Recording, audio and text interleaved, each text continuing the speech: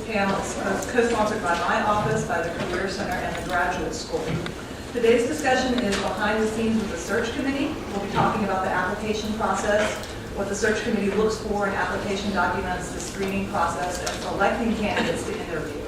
On Thursday, October 6th, we're holding a panel on the interview process itself. I know that a lot of you have questions about the interview, but I'm going to ask that you hold those questions until October 6th, since we have a lot of questions also on today's topic.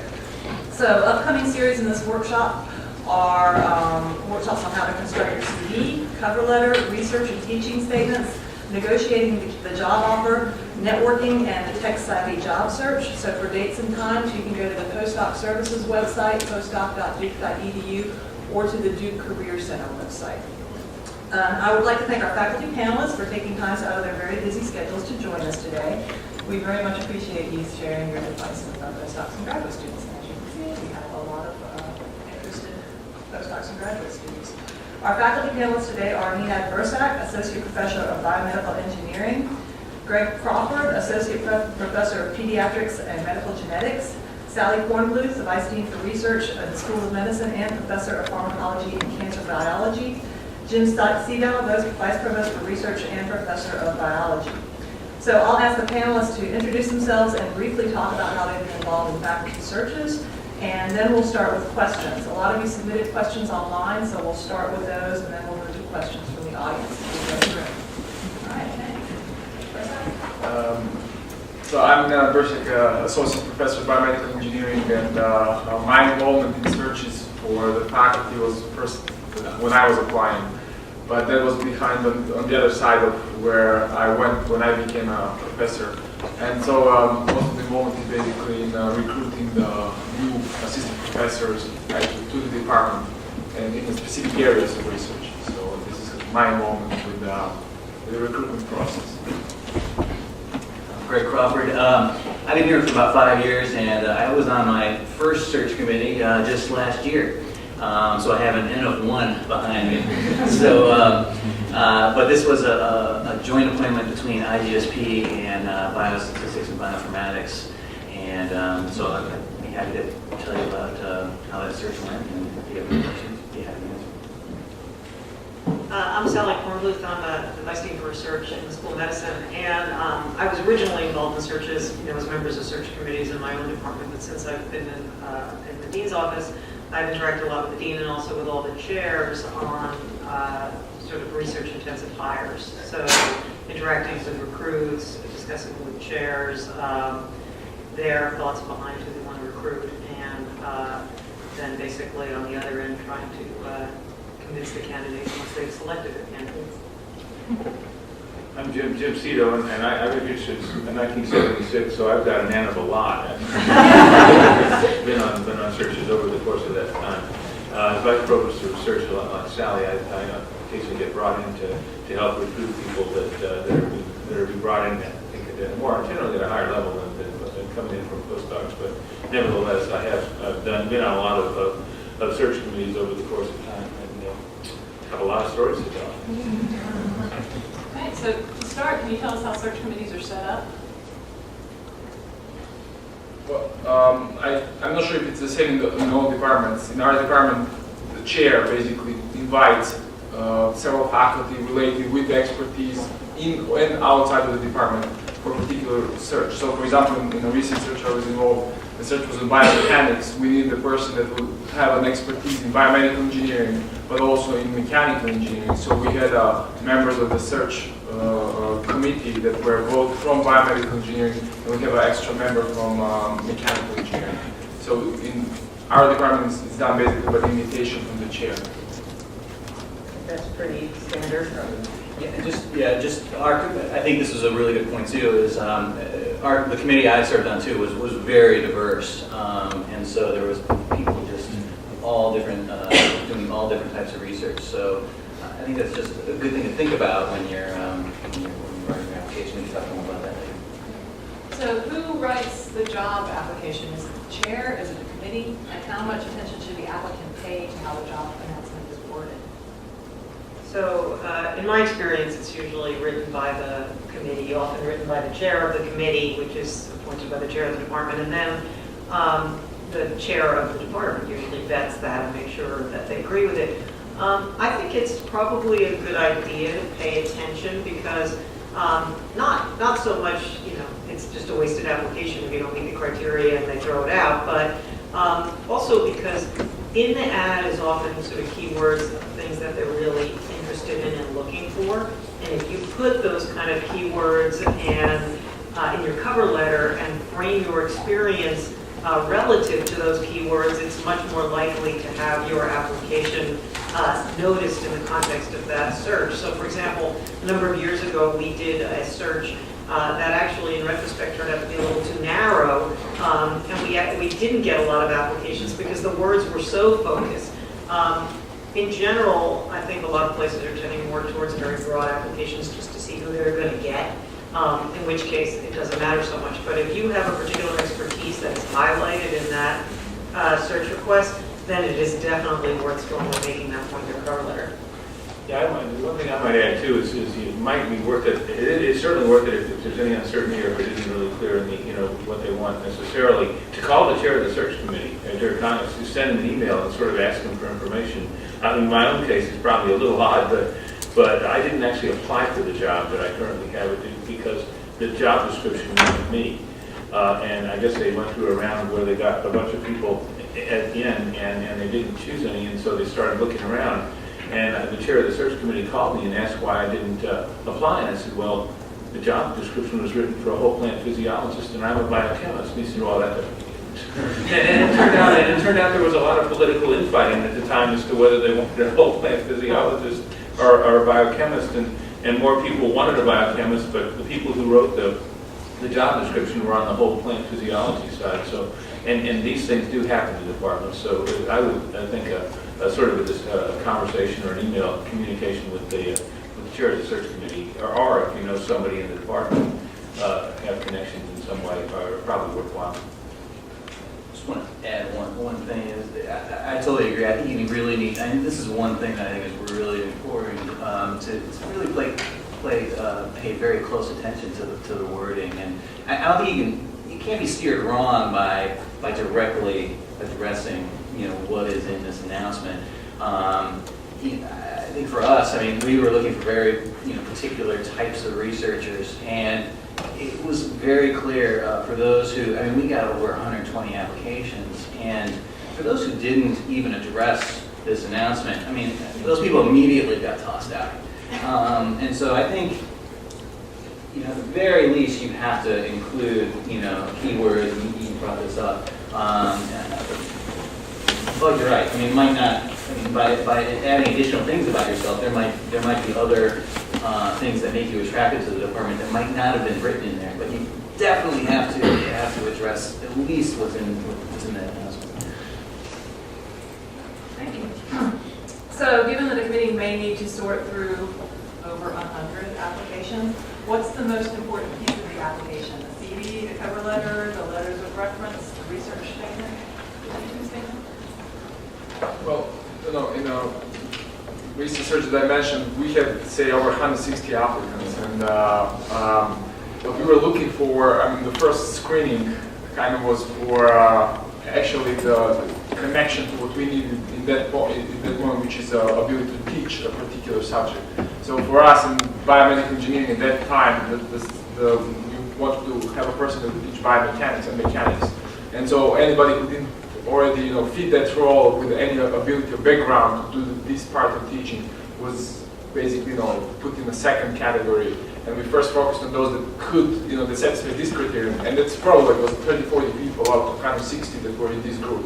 And then we narrowed down by basically looking mostly in research publications, letters of recommendation actually. So when you mentioned CV, this is basically we're looking for research accomplishments, the quality of papers, H-index of how well they're published or cited, and then going into something more focused, which is basically publications, and then eventually, if they are bringing perhaps some external fellowships or K awards or other awards that may also put them in a good position to apply for the future grants. This is in a department with biomedical engineering with a heavily research-oriented faculty, and an importance to apply for grants and bring funding to the department also. So it kind of went, from a teaching perspective where we're missing something in the department, we want to fill up that, but then really at the end heavily focusing on our research accomplishments, and finally narrowing it down to 2 or 3 candidates that were invited. We also approached candidates meanwhile at conferences, so not only looking what came as an application, but also looking perhaps targets of opportunities and other people. But this was kind of the algorithm by which we went to decide who we're going to invite for an interview. I just want to add to that. I think they're all critically important. I mean, I don't think there's any part of your application that is kind of something you can blow off. Different members of the committee are going to be looking for different things, and you don't know who's going to be reading your committee your package first. Some people like to read the CV, others like to read the letters of support. So you just don't know. So you have to. I think you have to spend equal amount of time on each part of your application because they're all very important. They're different purposes. Now you feel better.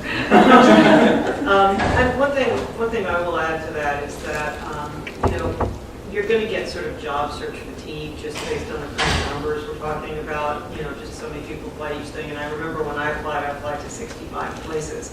It was sort of like the saturation bombing because every place was getting like a couple hundred applications. And one thing I will say is you have to be pretty active in making sure that your referees keep up with the letters of recommendations and such. And one thing I found very helpful now being on the other end of the process is that my postdocs now and also former students who look for jobs send me, every 2 weeks they send me an update of where I have to send letters, which ones have already been sent, etc. They take care of managing that, so I don't have to think about that. And I think that's really important. So if you send your referees a note every 2 or 3 weeks saying, here's the new ones, here are all the deadlines, etc., that makes a huge difference. The other thing I would say is that you should think about some small tweaks and tailoring to individual places that you really, really want to go, because the generic application does appear generic to everyone. So, and obviously, if you're, be very careful because you wind up dealing with a lot of applications. There's nothing that turns off, a Duke search committee like getting something saying like, I'm very excited about coming to watch you or whatever. When you do see those things because people get kind of overwhelmed. And even if you're very qualified, it does tend to turn people off to see that kind of sort of poor management of that process because you're going to have a lot more complicated things to manage down the road. Yeah, I think you can't stress enough the fact that even if you are looking at 65 applications, you need to tailor each application to the particular school. And it's not just the cover letter. You also want to think in your research statement, recognize that you may actually be more or less talking about the same research. You probably are, but you want to make sure that it, again, corresponds to what they say they're looking for in their announcement. You don't want to ramble on these cover letters either. I mean, you want to go more over a page because, again, people are screening through tons of these things, and they want the bullet points. Why is this person? Why should I be looking further into the package? And if it rambles on and on, I mean, you might not be as excited about it. One more comment actually about the CV, which is there's a fine balance between, telling people what you're doing. The people are going to look at the publications. It's okay to have, one manuscript in preparation on something that's coming down. People tend to get a little bit suspicious if you've got, 5 manuscripts in preparations with titles, because they really want to see what you've published. And if you have one piece of something, work coming down the road that you're going to talk about in your job, the seminar, that's fine to list it as in preparation. Obviously, if you've really submitted something, that's fine to list as submitted. But when I had papers submitted on my CV, I can tell you when I got to, we won't go into the interview thing, but when I got there, they asked me what the status of those papers were, and they were accepted at that point. But that meant they had better well have really been submitted papers at that point, and not just sort of some figment of your imagination. An experiment or result. Okay, so you've hit on one of the hot button topics, publications. So what kind of publication record are search committees looking for? Meaning how many publications per year? What tier of journal? Do you have to have multiple science and nature publications to even be considered nowadays? Well, I think it all depends on the department and, where, in general, both matters, quality and quantity. So we look for H indices, and then we look in the journals that we know as a department and as a search committee, and those that are specialized to the topic that we were kind of looking for, and we look for, as I said, biomechanics.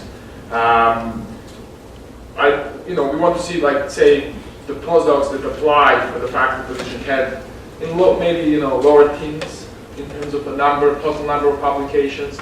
Few of those really stood out as being top tier journals.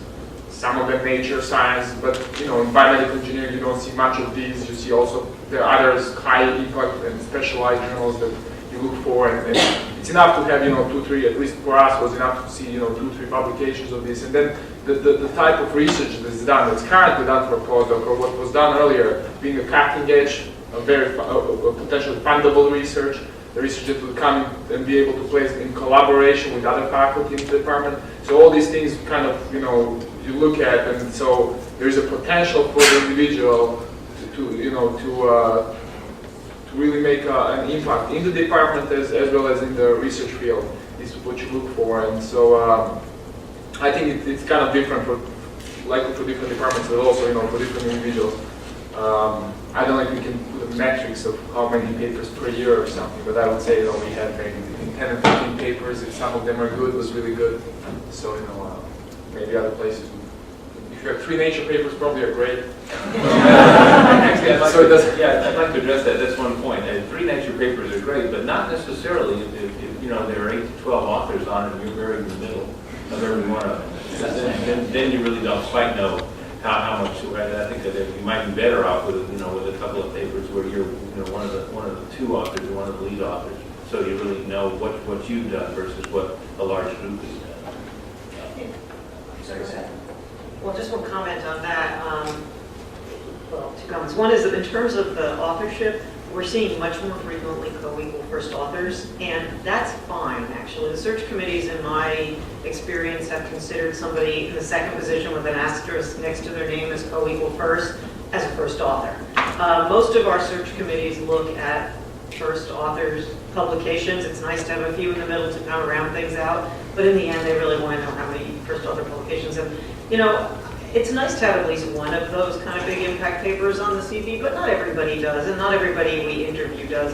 I'd say if I'm coming from a sort of cell biology / biochemistry background, if you have, a nice, EMBO paper or journal cell biology paper, and then, a JVC paper or 2, you're going to be looked at seriously. It's not that everybody has to have cell science or nature papers or anything like that.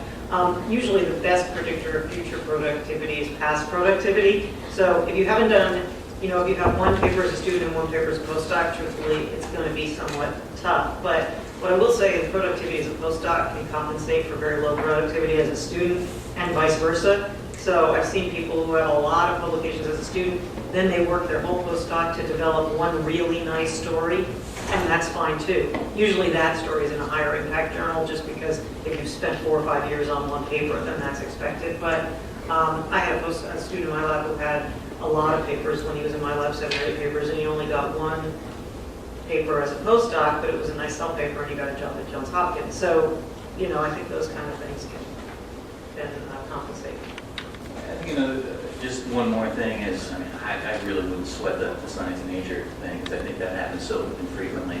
But one of the things that we look for as a search committee is the potential for future research. So if sometimes there's a lot of new fields that are opening up, and if some of these papers, they might not have been in the most high impact journal, but if it shows promise, a solid promise of where the research is heading, I think that's really going to be looked highly upon. And if you can articulate how your publications complement the expertise they have in their department, sorry. So I think that helps a lot because people want to see a new field basically they're looking for colleagues that are going to complement their expertise, so I think that can help a lot. Very good, thank you. One of the other big questions was about grants. Is it essential to already have a history of grant funding before applying for a faculty position?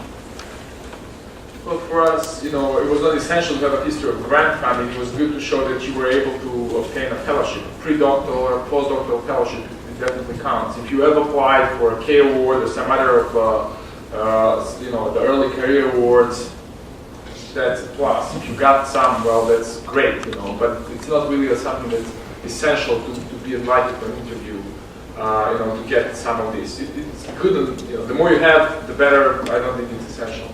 So you're saying that even if you don't get the award, you should put it on your CV?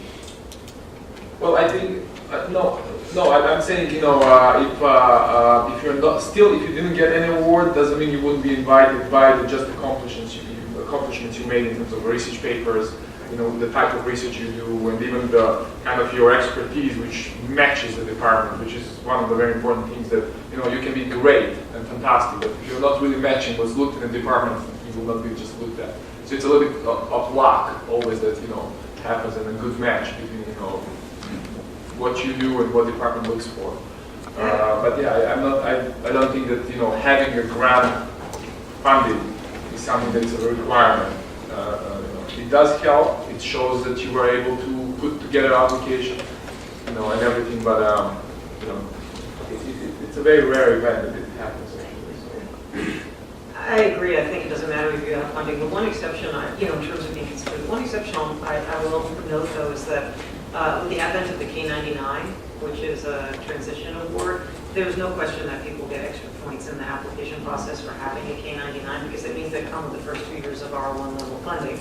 So that is definitely attractive to departments. It doesn't detract if you don't have a K-99, but if there's a possibility for you to apply for a K-99, it's definitely worthwhile because, first of all, it's nice money as a postdoc, but second of all, it really does give you that little bit of extra leg up in that application process.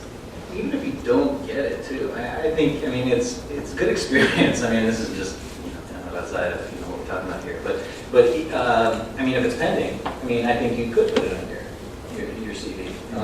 If you haven't, if it hasn't been rejected or if it's still in play, I think it is okay. And I think that's really good to show that you're taking the initiative to apply for these things because funding is getting tighter. And I think, departments are looking at this more and more. And so showing that you're actually taking initiative, proactive initiative, before you get a faculty position, I think that's a plus.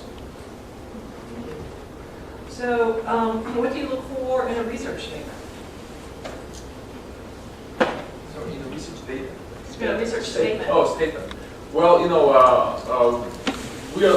we look for a good vision in the research, and the direction that basically will be attractive to students, to bring graduate students just by the type of research that's done, that's complementary to the research of other faculty in the department, and that really there's a good plan and good feeling that it will bring the funding also in the department. So.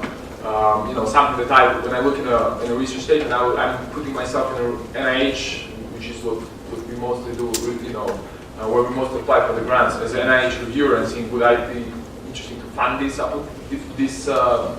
research direction, and if I feel that this is really exciting, and also that it's complementary, as I said, to other faculty in the department, that's very attractive. So a good vision and also a detail. Not like too much of a detail, but really, a solid, logical plan that makes sense and shows that the person has a short-term and also long-term vision of where they're going with their research. So both of these are important. I echo Gregory on the cover letter not being too long. The research statement shouldn't ramble on for 15 pages either. You want to make it clear, crisp to the point. But I would totally second the notion that you really want to make the research sound. It shouldn't just be a litany of experiments you're going to do. You should make it clear what your vision is, what your question is, and hopefully get the reader thinking, well, this is not only an interesting question. This is a question that really needs to be solved. And so get them jazzed by the time they're through reading your research statement about what you propose to do. The other thing is you're going to be talking to a fairly broad audience, usually in a department. So I think one of the most important things is assume your reader doesn't know anything, and you have to do that without being sort of, perceived as arrogant or condescending to the people who do know things. So what you want to do is give people the minimal background necessary to understand what your question is and what they're going to hear about, and that's usually a paragraph. You've got to give them the key facts that they need to understand what you're proposing to do. Don't make too many assumptions, and then really lay it out as thinking about, my first grant would be these kind of aims, and here's what I would do in the future. And I think, I don't say that, but that's how you put it together, I think. And then going from there, you can get a little bit for this sort of specialist at the end, but I would assume that most of the people who are reading it are not in your specific area, or they would need to be hiring you. Just one more thing, Jim, I think you brought this up, is Sam too, it's good to customize. This is a good time to possibly just at the very end, how your research might synergize with the institution. This is a good time to really kind of tell the university why you think it would be a good match. And to reiterate something Sally said in a different way, just maybe getting into the weeds, but if your goal is to work on the interactions between EXP1 and RLC2, make sure you tell them what those are.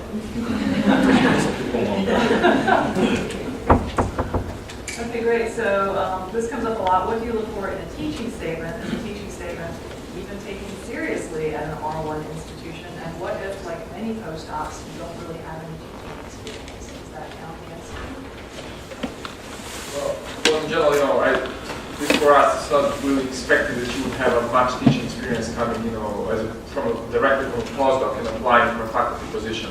So, when we look, first thing where you can already see if somebody would be a good teacher is, one way is you perhaps listen to this person giving a talk at some conference, you already know about them. The second thing is when you look at the research statement, if it's clear, nicely written, it's likely that the person can express their ideas, in a concise and well understandable manner. And if they can do that, they likely will be good teachers. In teaching statement, for us, it's important that it matches what we are looking to fill up in terms of teaching in the department. And that we have a feeling from the CV that basically the person has an adequate background from publications or their previous, educational background to be able to teach those courses. It's important. The teaching is important. I mean, it has to be there. You may not be, as heavily evaluated when you go for your tenure in a research-heavy oriented institutions when you're teaching, but still it has to be there. It has to be high quality. And, we look in a teaching statement, but let's say more for a match with what we're looking in teaching rather than really a very nitty detail, to try to, judge just based on a teaching statement. So I would call it secondary, but important.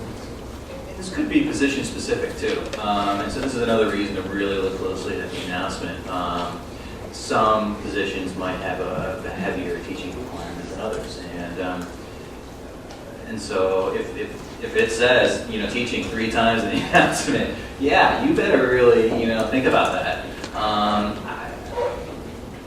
think if you don't have teaching experience and they're looking for a person to teach a heavy load, that might be trouble. So it's really position specific.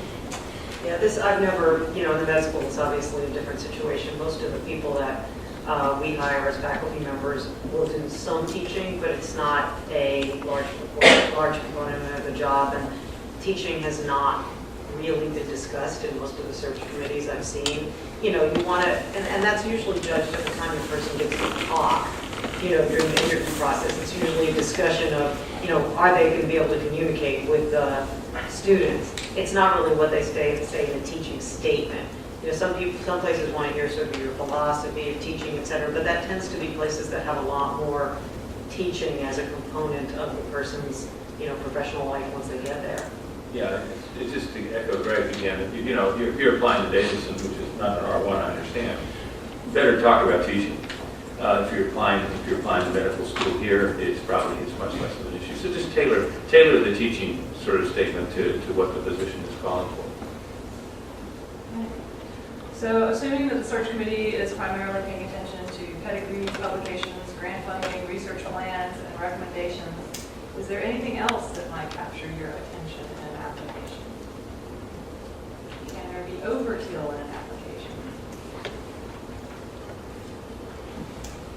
Well, you kind of, when you look at the application, you expect a certain trajectory for a person. If you see that the person changed 4 postdoctoral positions before applying, that may, be an hour that something is kind of weird. They're frequently switching the labs.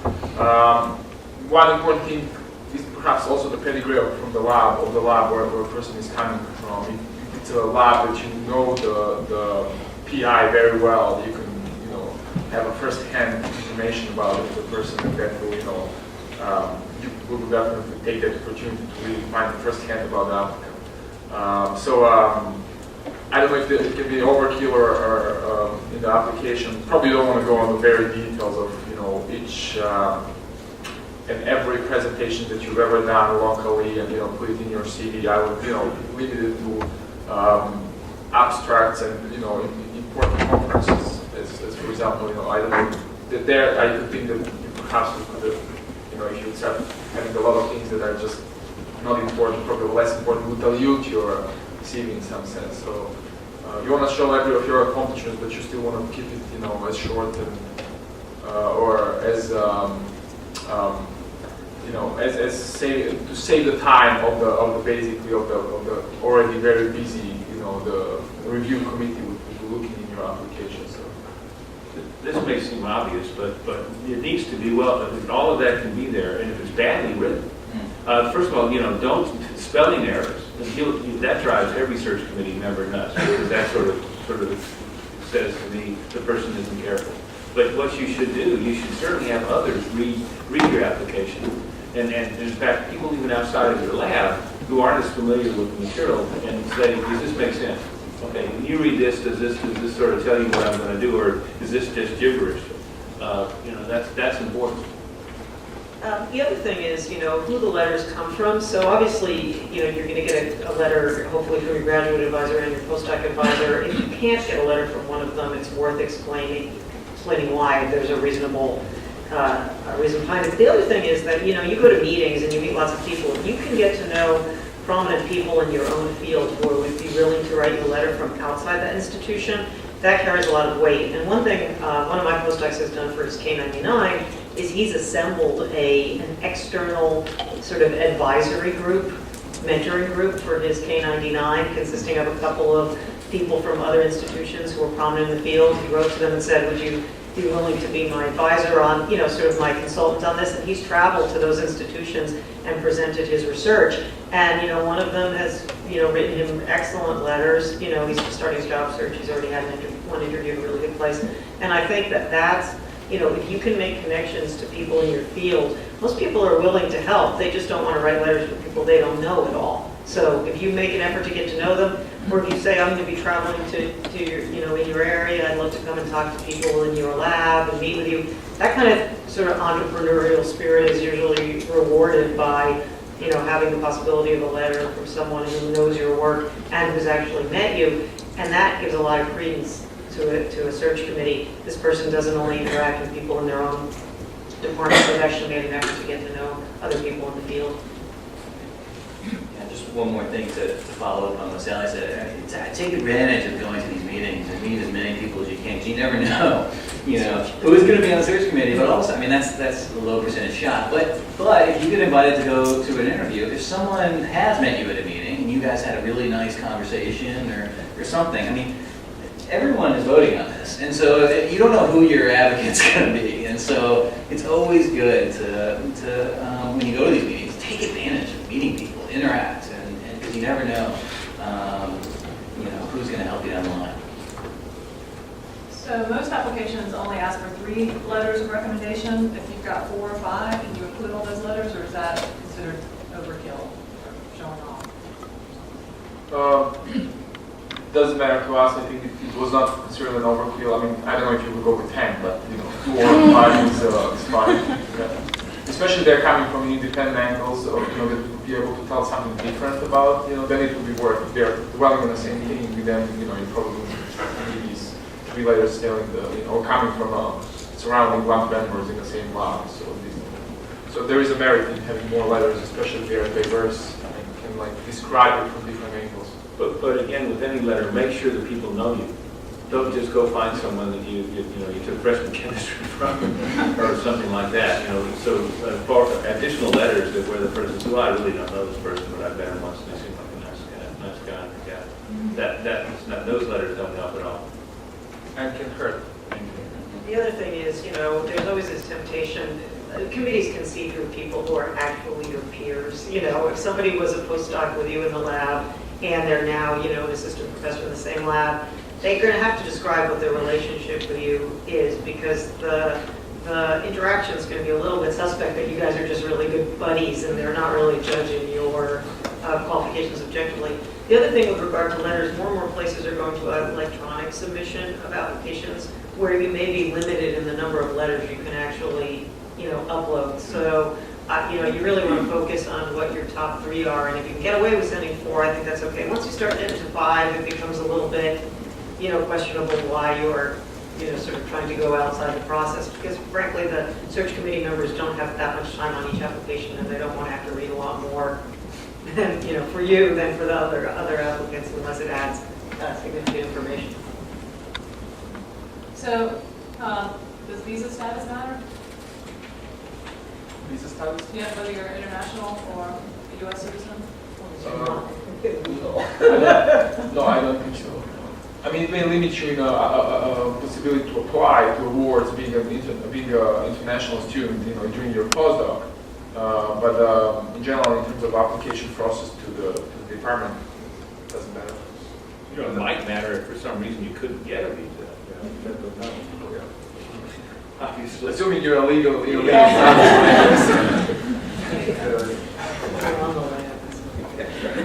So what if you and your partner are also on the job market at the same time? When is the appropriate time to let the search committee know that your significant other is also a researcher? So I have personal experience with this. So since my husband's in the same department. So everyone handles this differently. When we went on the job search, we both applied to tons of places and we didn't tell them we were married.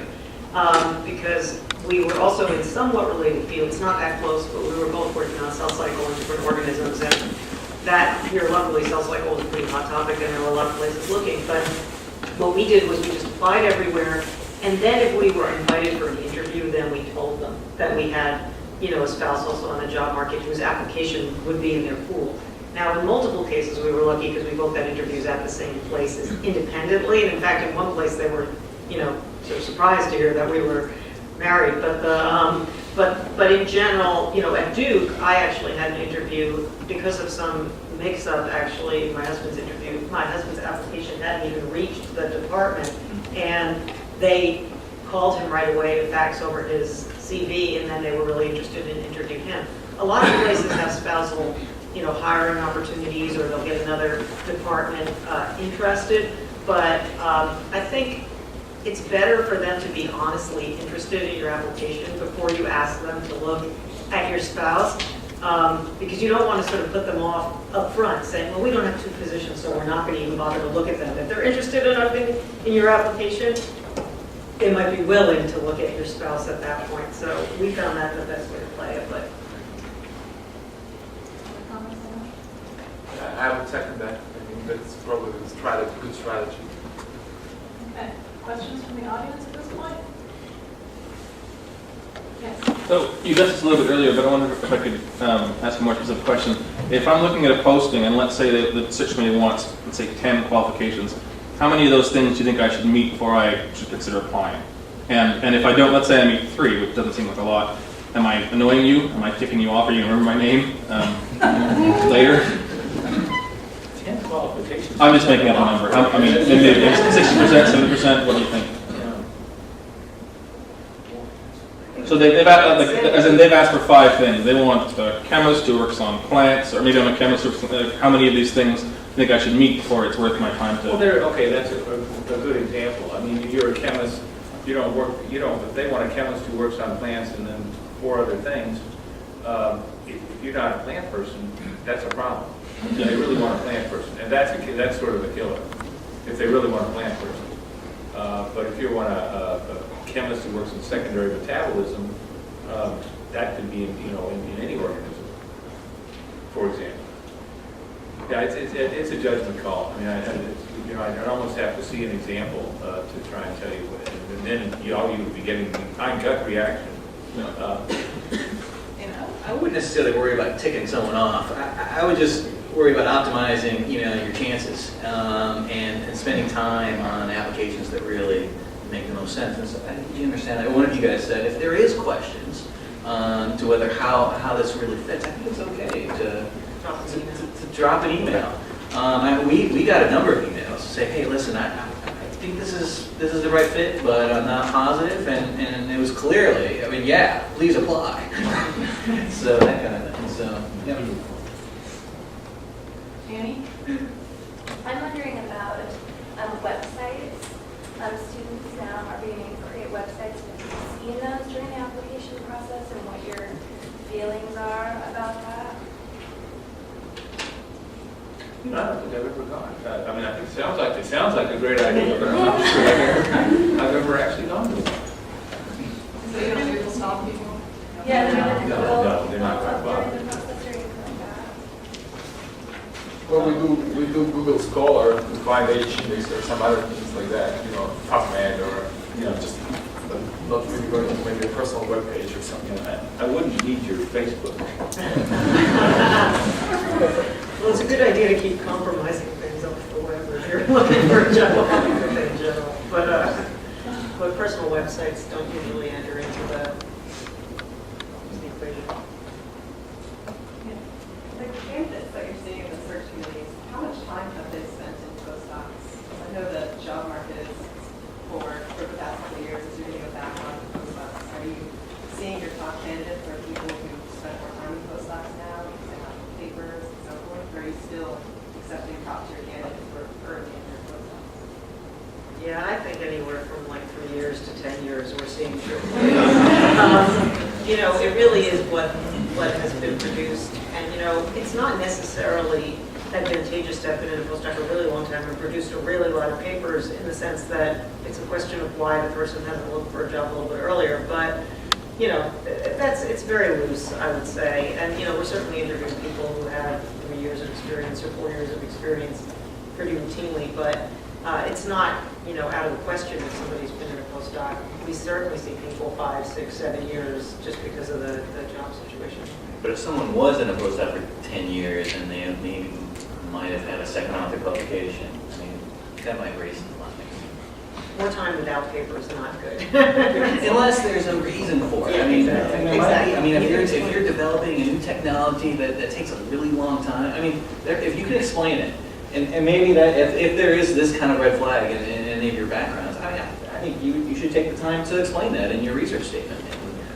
Also, this depends on the department where you apply. And more of the biological sciences tend to go to very long postdocs. If you were to take engineering, process are shorter.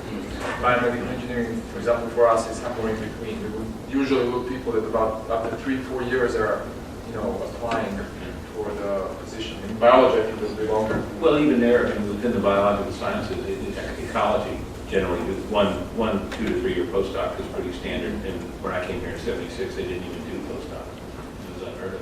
So it varies. Yeah. Some of the quantitative sciences too is maybe a little bit shorter sometimes. Yeah. What if you've had a failed postdoc? What if it didn't work out in your postdoc for some reason? Would you explain that or address it? Or? You're going to need to explain it. If there is a problem with it, you should point that out in your application, I would say. And in some instances, I've even seen not working out can not work out for a number of reasons, and I've seen actually letters of recommendation from the person, the mentor, who sort of explained, this was a really tough project, things just didn't go well, and actually they write a very your subordinate letter, but actually help explain what happened. You might even ask, in that situation, there's obviously different reasons, but as Jim is saying, if you can get a letter from the person who you did a very short postdoc with, and they're going to write you a strong letter, that's great. If you can't, it might be worth asking your current mentor in their letter to include an explanation for you. In other words, rather than you having to defend yourself, they can say, look, this person's really good. They came from an unfortunate situation where, they had a really tough project, or their advisor left the institution and they had a reason geographically they had to stay, or whatever it is. If they can frame it, and if you have a good relationship with your mentor and you can ask them to frame it in a good way, that takes the onus off of you, and it usually is sufficient for a search committee to say, oh, okay, well, that's reasonable. Yeah, because I think we're all reasonable people. I understand that things happen and life happens. But if there's a huge gap and it's not addressed anywhere, I think a lot of us kind of think the worst. Oh, yeah. Right. Yes.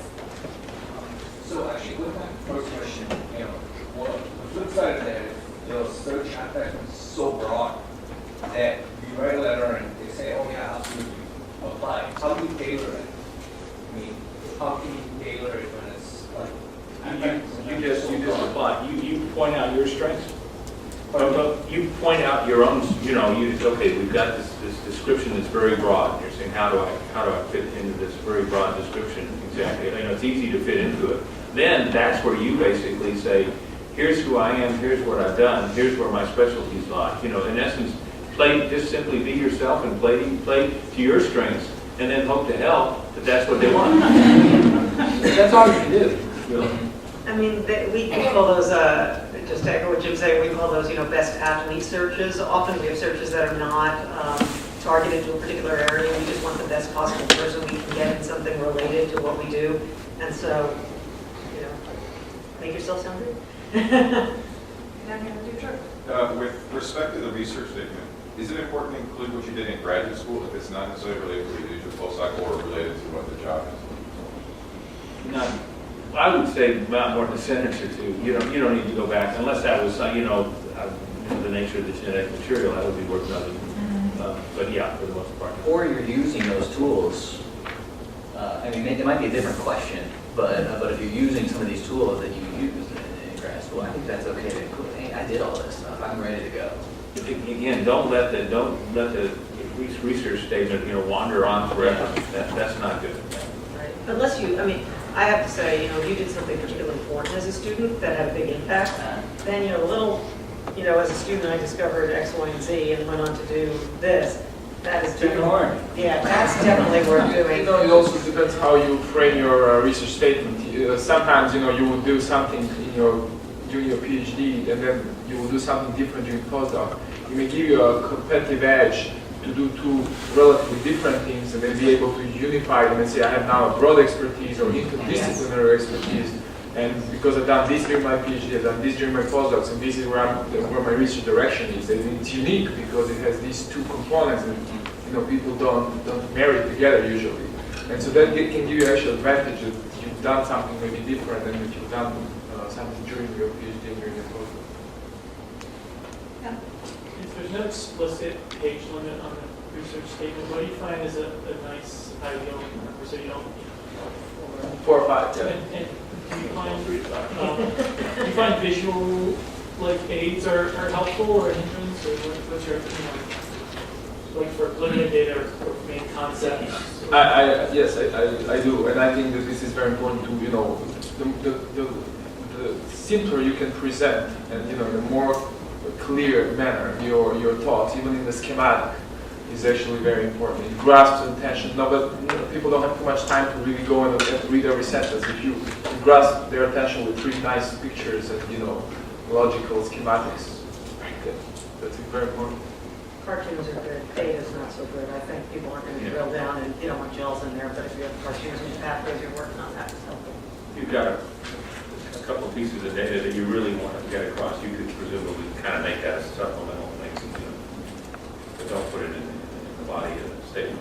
Unless it's a key piece of new data that absolutely is critical for this field, your research area to take off. Or a new technology. Or a new technology. Look at these images we can now do that nobody could ever do before. But just choose those wisely. Right. Could you talk a little bit about the time frame for search committees? Because some ads say they'll begin reviewing applications X date, and I'm sort of wondering on what sort of time frame is common. Good to hit that date. Yeah, I mean, it's going to vary from search to search, but there's a general tendency, as you're well, I think you all probably most are well aware, that universities like to start up searches in the fall, have the closing date sometime into late fall, and then with the notion of bringing people in even before the first of the year, and certainly no later than after the first of the year, with interviews going on then in February, March, and decision made. And some searches go much faster than that, so it varies a bit. But Sally's absolutely right. Just that date should be the 1 year end. That unique name for that. Yeah, I will say, I observed in my own search, and I've seen it actually already with another postdoc search, which is slightly less good institutions try to rush the timetable and put you in a situation where they want you to, think a position in hand is more valuable than a theoretical one in the future. So you have to be very careful about that. You have to think about what you really want to do. And I remember I got an offer before I had heard I got an offer from a lesser place before I had heard anything from better places. And I, stepped back and I said, I'd rather stay a postdoc another year than take this position, because in the long term, it's not going to be a good thing. You'd have to kind of weigh, and if that was my only offer, maybe I would have regretted that. So you really have to think about the timing of how things work.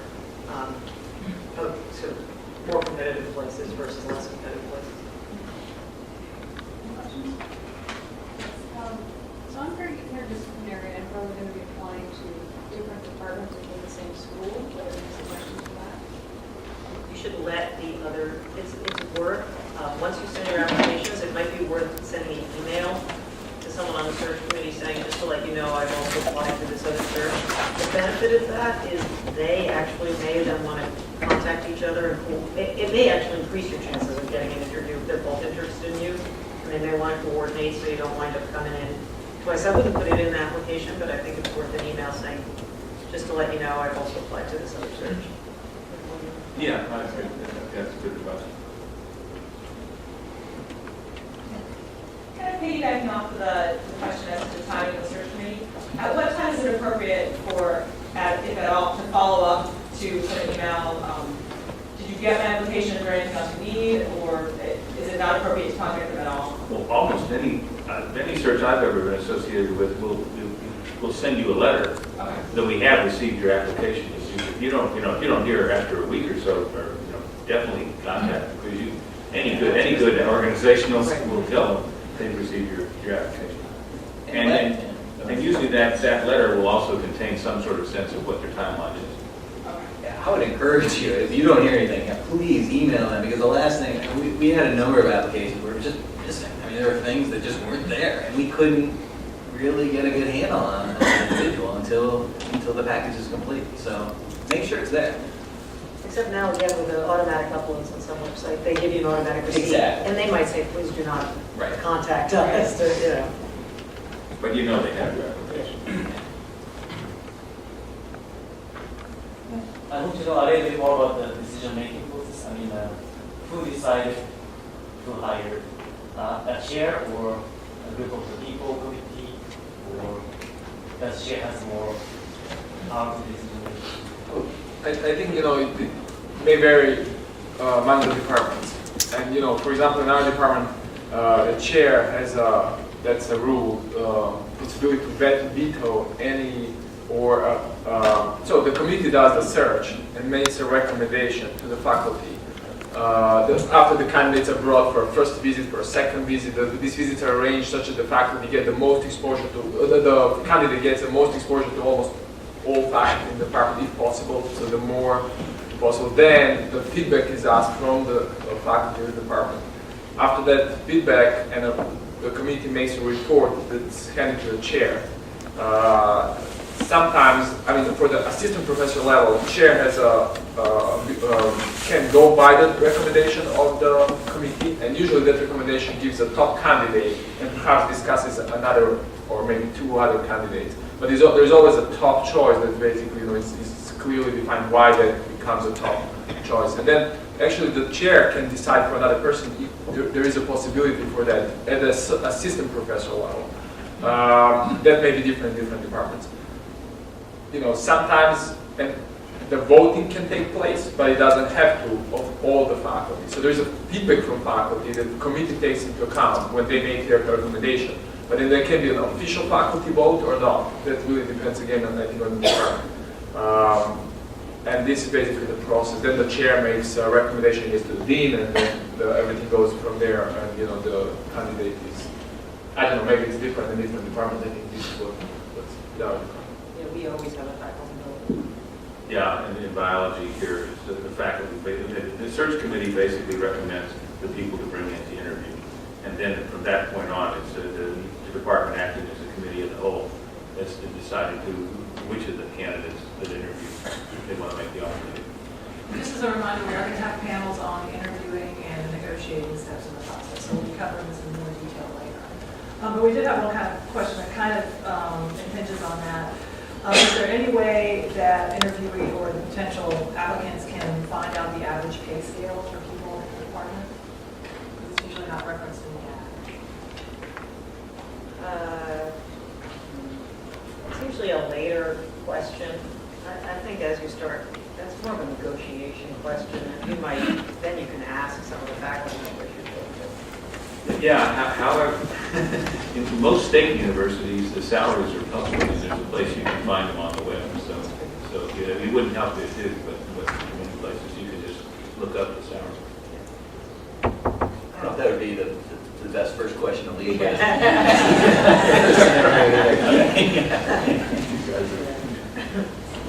Question or not? So how many people usually get brought in for interviews from the search committee? Usually, at least in our departments, like 5 to 7, something like that. 3 to 5 in biology. Yeah, 3 to 5 does. And remember, some of those people had, interviewed. A lot of these people had interviews at other places too. So just getting an interview is a good start. Questions?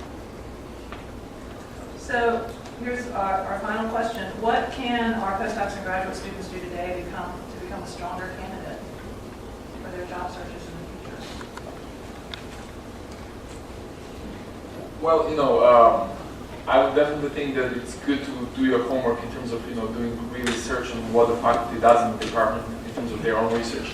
So that, if you are invited for an interview, then, you show that you know what's going on, that you know what the people do, how you could fit in, how you could relate to other faculty, how your research could be collaborative with other faculty. I think it's important to prepare for an, interview this way. Otherwise, it's really about, getting your visibility, meeting people at conferences and other places, getting networking. Although, we're not really trained. We're trained to be good scientists on the bench. A lot of these other things you realize are very important. As I mentioned, and as was already mentioned, for the meeting people and knowing people and talking to people from the departments that perhaps that you are interested to apply or that they have searches going. Working on your CV and your research statement. I think research statement takes quite a bit of time to really make it to where you want it to be, focused and clear, and that takes time. So. Just to add to the research statement, you probably have your application and every application probably initially is looked at for about 15 or 20 minutes, and so you need to really think carefully about why your research is exciting. Because you guys all are doing exciting research, but you have to convey that very clearly and concisely to the committee. Why that they should be excited about your stuff. They should want to bring you in because you make a compelling argument to why you're doing such cool stuff and why it fits with what or what they're missing. So really pay attention to this research statement. It's got to generate some enthusiasm, excitement. People have to want to bring in there. Yeah, I mean, unfortunately, the bottom line is to get your papers out the door is really the bottom line. This just harkens back a little bit to a comment we made on the research statements and the cover letter and CVs, which is search committees know what's sort of real and what's sort of padding. So focus your energies on getting your papers out. And as I mentioned, you can say something about a manuscript preparation, but I actually find it pretty much paternal when people have like very few publications and then they list like every abstract they ever submitted to a meeting. If you've been invited to be a platform speaker at a meeting, though, that's worth highlighting, things like that. But the bottom line is your publication record and your recommendations are going to be really important. And if you haven't published a lot, I mean, I've seen this with postdocs who've been successful in the job market, ask your mentor to explain in the letter very, in a straightforward manner that, you have a very complicated project, you've laid the ground for this great technology, and this is going to really be a huge payoff for the people who wind up hiring you. In other words, the more you can have somebody articulate for you and cover any deficiencies, I think the better off you're going to be. And frankly, that does depend a little bit on your relationship with your mentor. But again, places are going to be looking for people that can get along with the people in their work environment. I just reiterate something I said earlier, and that was simply in putting that application together, get help. Yeah. The more people who you can have read it and actually give you legitimate feedback, the better the application will be at the end of the day. So start early. Yeah. All right, one final question. What do you consider not having published a lot and having published a lot? We've sort of gotten around to that a little bit, but just to get a little bit more clarity on that question. That's very field specific, but I would say if you've had one paper from your graduate work and one paper from your postdoc, they would have to be pretty high impact papers. In other words, no one's going to look badly at somebody who has science in a Nature paper or something, but if you have two low impact papers, it's not going to fly. Generally people think, at least in the biological sciences, if you can get 1 to 3 or 4 papers during your graduate work, and then a sort of similar productivity during your postdoc, that's fine. I mean, when I applied to Duke, I had a lot of papers as a student, but 7 or 8 papers as a student, but I'd only published 1 as a postdoc. I was going into my 4th year, and then I had 2 that were legitimately submitted, that were accepted by the time I, came for my interview. And none of them were, I had 1 Nature paper as a student, but none of my postdoc papers they were all in solid, good journals, but not, super flashy. Okay, thanks very much to our panelists.